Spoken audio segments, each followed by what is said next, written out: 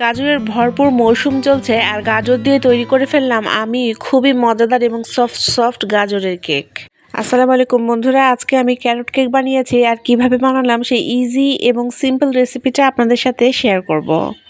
Carrot কেকের জন্য লাগছে গাজর, আর গাজর আমি পিল করে নিয়েছি আর তারপরে এটা খুব ভালোভাবে গ্রেট করে নিয়েছি। গ্রেটারের একদম চিকন যে দিকটা সেদিক দিয়ে আমি গাজরটা গ্রেট করে নিয়েছি, তাতে গাজরগুলো খুবই মিহি হবে। গাজর দিয়ে তো অনেক রেসিপি রান্না করা যায়, তবে গাজরের কেকটা খেতে অনেক ভালো লাগে, বিশেষ করে বাচ্চারা এটা অনেক পছন্দ করে। তারপরে নিয়ে নিয়েছি 3টা ডিম। ডিম 3টা আমি খুব ভালোভাবে ফেটে নিব। আপনারা যদি কেউ ডিম দিয়ে কেকটা না বানাতে চান সেক্ষেত্রে সমপরিমাণ দুধ নিয়ে নেবেন। ডিমটা বিট করা হয়ে গেলে এখানে আমি সয়াবিন তেল অ্যাড করে দিচ্ছি। আপনারা চাইলে এখানে বাটারও ব্যবহার করতে পারেন। অ্যাড করে দিচ্ছি 1 কাপ পরিমাণ চিনি। এখন সবগুলো উপকরণ খুব ভালোভাবে মিক্স করে নিব। একই দিক থেকে মিক্স করতে থাকতে হবে, তাহলে এই ফোমটা নষ্ট হয়ে যাবে না। অ্যাড করে দিচ্ছি এসেন্স। আমি ভ্যানিলা এসেন্স ব্যবহার করছি এবং তারপরে আমি শুকনো উপকরণগুলো চেড়ে নেব। নিয়ে নিচ্ছি 1 কাপ পরিমাণ ময়দা এবং তার সাথে দিয়ে দিচ্ছি 1 চামচ পরিমাণ বেকিং পাউডার।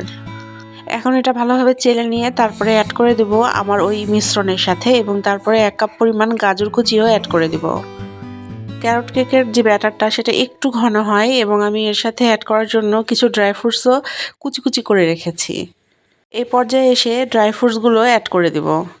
এখন আর অন্য কিছুই না, সব কিছু মিক্স করা হয়ে গিয়েছে। জাস্ট আমি এটা একটা মোল্ডে ঢেলে দেব বেক করার জন্য।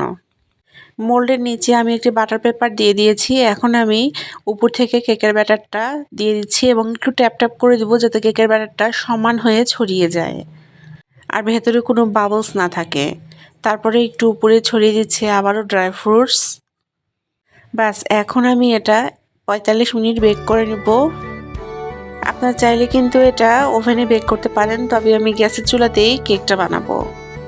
প্রথমে 10 মিনিট আমি হাই হিটে রান্না করব এবং তারপরে আমি মৃদু আঁচে কেকটা বেক করে নেব।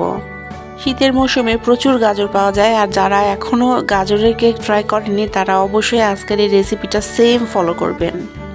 শীতে একবার হলেও এই ক্যারট কেকটা বানিয়ে খাবেন, বাসার সবাই খুব পছন্দ করবে আর সবাই আপনার প্রশংসায় পঞ্চমুখ হবে। দেখেন আমার কেকটা বেক করা হয়ে গিয়েছে, আমি মোল্ড আউট করে নিচ্ছি এবং আমি এখন পিস পিস করে কেটে নেব। আপনারা চাইলে 2 থেকে 3 দিন এই কেকটা রেখে খেতে পারবেন এবং এই কেকটা এতটুকু নষ্ট হবে না। দেখেন কি দারুণ হয়ে কেকটা বেক হয়েছে।